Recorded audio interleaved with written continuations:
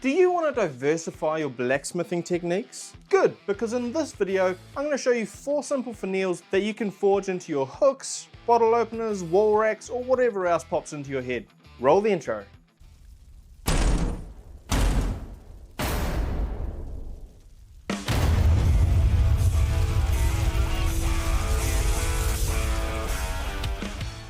Let's start with something easy. This is a basic but effective design. I like to start by taking a piece of square bar and making half face blows over the front edge of the anvil. I like to shape it so it's about half the thickness of the original stock, but just do it so it looks good to you.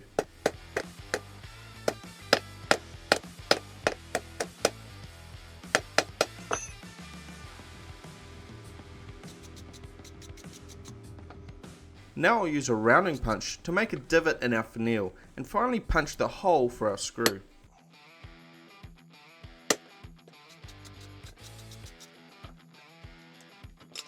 I might need to forge a slightly bigger rounder punch because the edges of my screws might actually eclipse the divot, but at least it looks good for the video.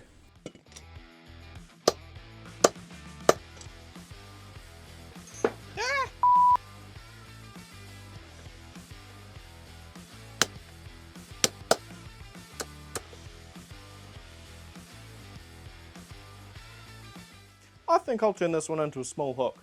I'm going to use my blacksmith guillotine tool just to showcase some of the tools that you can make in a blacksmith shop.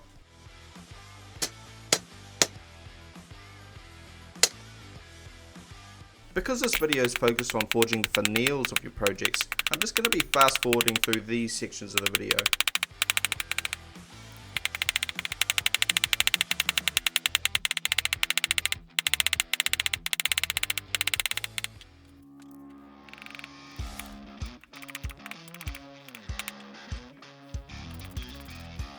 I usually use a jig to bend my hooks just to make them all the same size, but using the horn of the anvil is a perfect way just to get a quick and easy bend on your hook.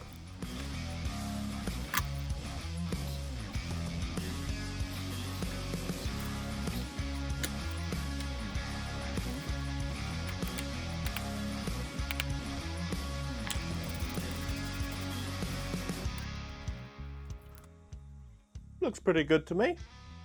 If you want to learn more about forging hooks, I'll put a link in the description on a previous video of mine. It covers how to forge perfect hooks every time, so check it out. This next finial is really popular, and for good reason. It looks great, and it adds a bit more flair to your project. Let's get started. I'm going to use some round stock for this one. We'll start by forging a short square taper on the end of our material. You want to hold the workpiece at an angle off the far edge of the anvil and rotate the workpiece 90 degrees between each blow to keep the taper even. You want to do this over the far edge of the anvil so you don't accidentally damage it with your hammer. Now you want to reheat your workpiece and bring it to the front face of the anvil and position the taper so it's about a cube worth of material away from the edge. Now give it a couple strong hits with the flat face of your hammer and then switch to a cross peen and widen the material until you get the shape you want. Now you can punch your hole and make any adjustments with a file.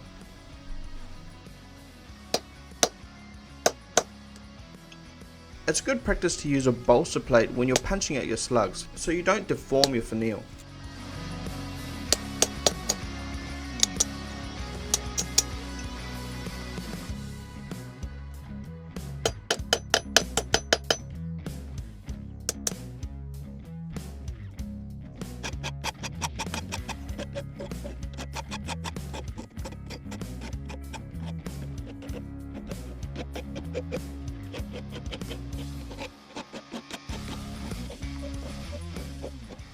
I think I'll turn this piece into a little bottle opener. Making this video has been a good opportunity for me to experiment in the forge. I've never quite made a bottle opener this way, and I've never done a twist on a round piece of bar, so it's been a good learning opportunity.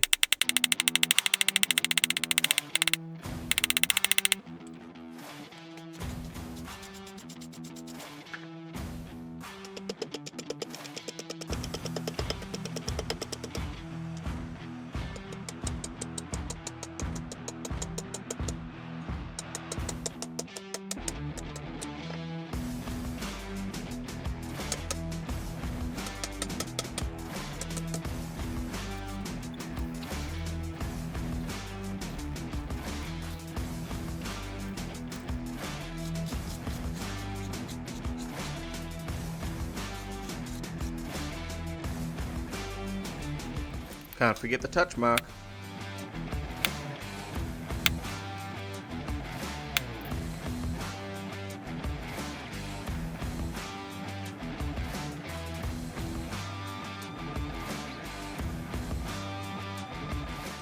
On to our next finial.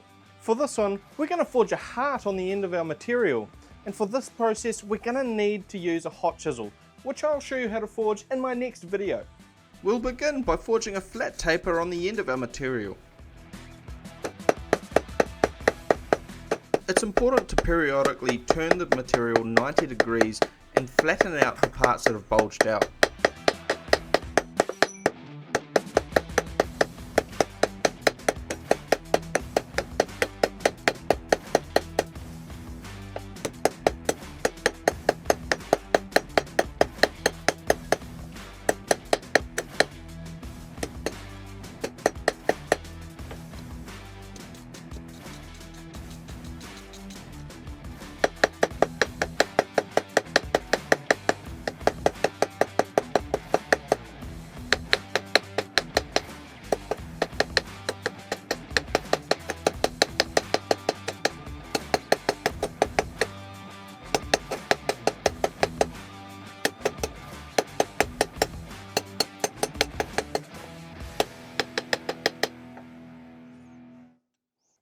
After your tape is done, it's time to split it with your chisel.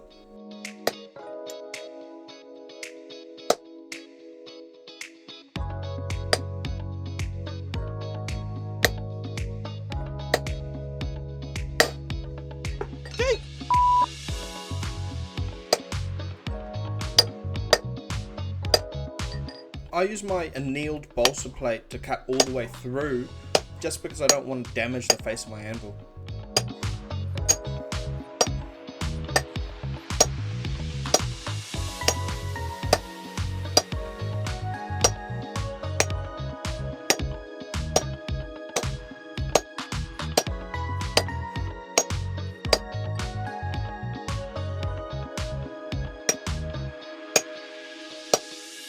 Now we'll separate the tines by hammering them over the edge of our anvil.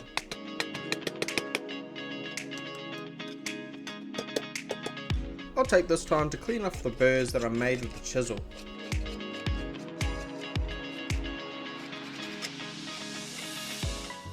Well, it's getting late and my battery's about to die, so I'll see you in the morning. Good morning. Let's get back into it, shall we?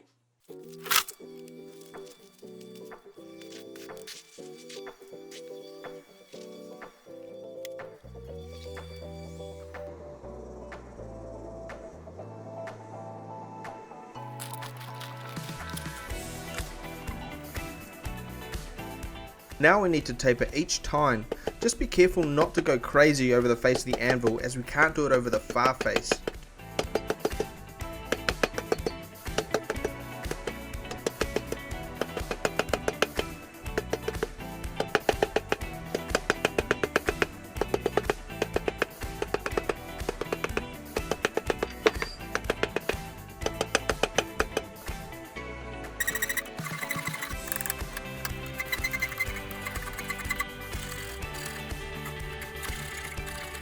Now you need to curve the ends of the tines over the horn of the anvil. Try to keep them as even as you can, and soon they'll come together to form the heart.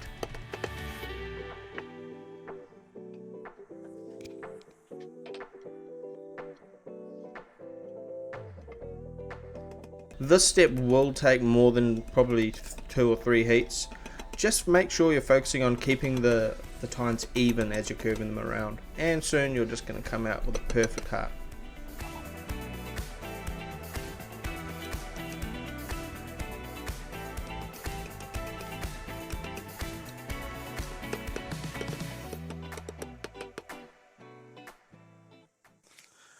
I'm going to turn this one into a more classical style of bottle hook. Bottle hook? Bottle opener.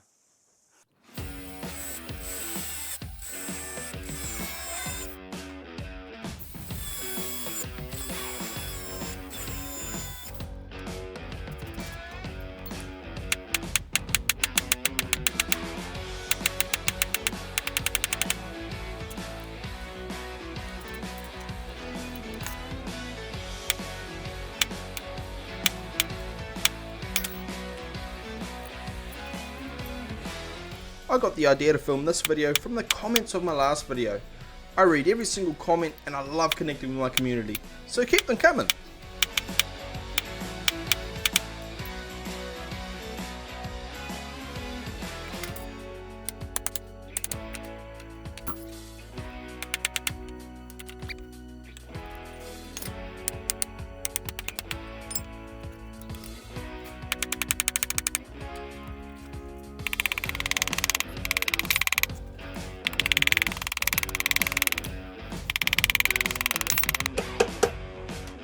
Oh.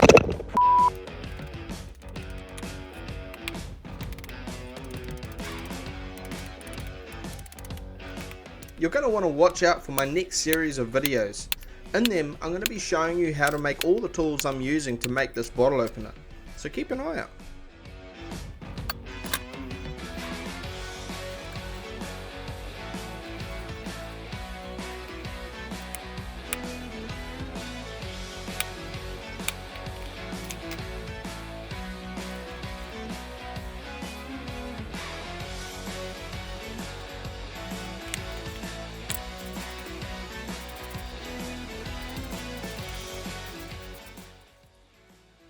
Lovely. Now onto our next finial. Now this is going to be the most advanced finial in this video. We are going to forge a Fleur-de-lis. I urge you to give this one a go, because if you don't practice, you're never going to get better at it. So you may as well start now. And if you're liking this video so far, don't forget to give me a like. I'm starting with a piece of flat bar because we'll need the extra material to make our Fleur-de-lis. You'll start by chiseling 2 lines evenly along the steel, about 1.5 inches long or 35 millimeters.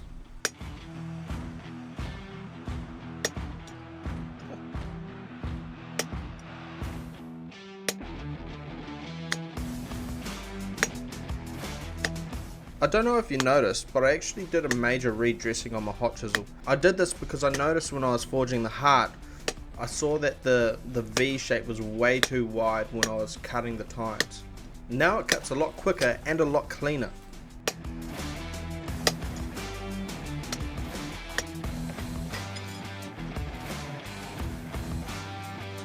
Now I'm going to bend the outer tines over the far edge of the anvil just to isolate them and make them easier to work on.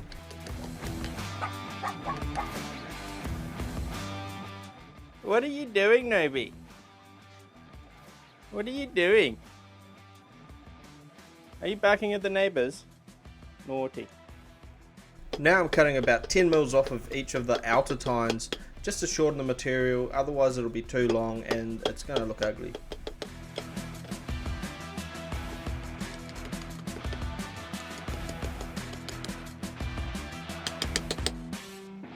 Oh, hot. I'm glad I was wearing a loose fitting glove there because I was able to swipe it straight off my hand.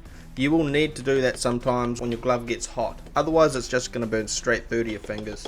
Back on subject, now we're going to forge a short taper on our center tine and then we're going to flare it out with our cross peen hammer, pretty similarly to when we forged our finial on our bottle hook. Bottle hook, I keep saying bottle hook. Bottle opener.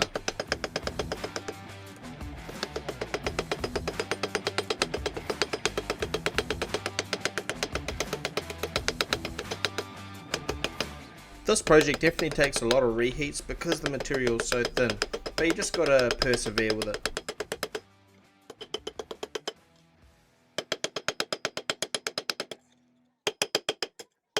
Now we're going to use the horn of our anvil to forge down the corner of our edge tine.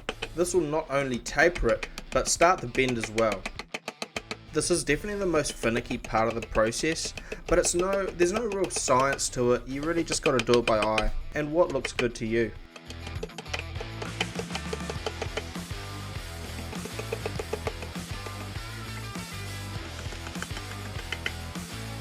Now I know it's kind of hard to see, but I'm hammering the piece at a slight angle on the outer radius of the bend. By doing this, it will improve the shape and tighten the bend even more.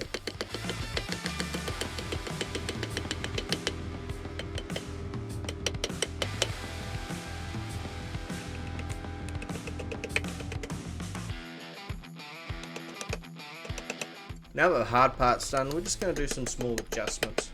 I quenched the end of the tine so I could hammer that piece while also bending the edge tine away from the center of the finial.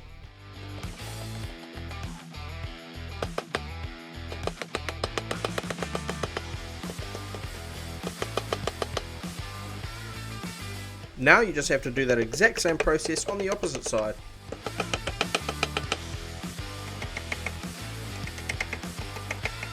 You're going to want to periodically go to the flat face of the anvil just to flatten out the tine while you're forming the bend.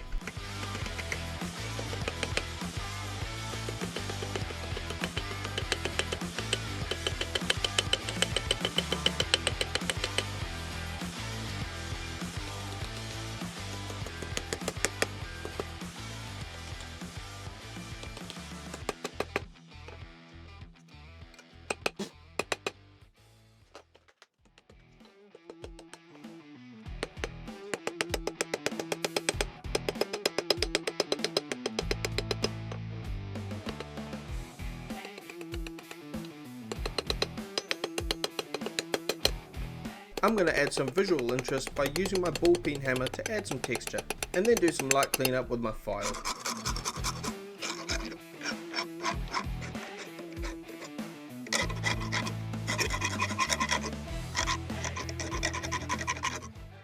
Whew, that wasn't too bad, I hope, but I think I'll turn this one into a double wall hook.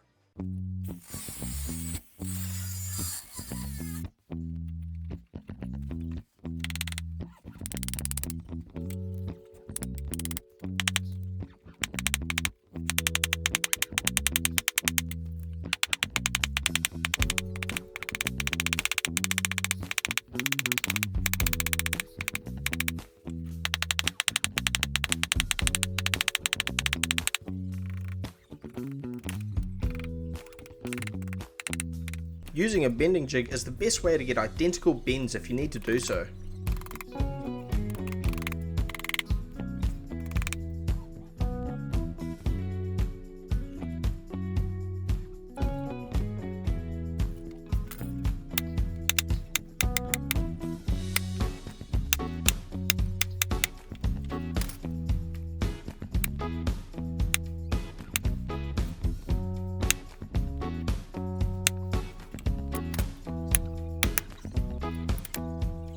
I'm actually quite proud of this Fleur-de-lis. It's only the second one I've made, so I just made one prototype before this. So it just goes to show, if you know the basics and the fundamentals of blacksmithing, you can make whatever you want. If you've liked this video so far and you want to see more videos like this, don't forget to subscribe to the channel. We've made 4 different finials on 4 different projects. It just shows how you can put whatever finial you want on whatever project you want.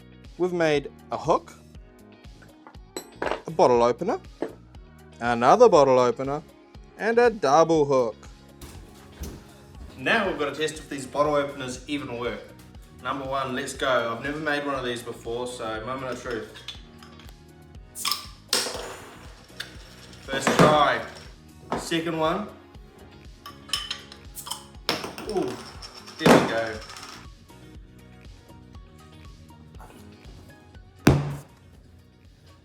Don't forget to leave a comment. I'd love to know what you think of this video style and ways that I can improve it. Hit that like button and subscribe. Stay tuned, because in our next video, I'm going to be showing you how to forge a hot chisel. I'm actually going to be starting a little bit of a playlist or a series on what tools you can make in order to make a bottle opener. Like this. But until then, see you next time and have a good night.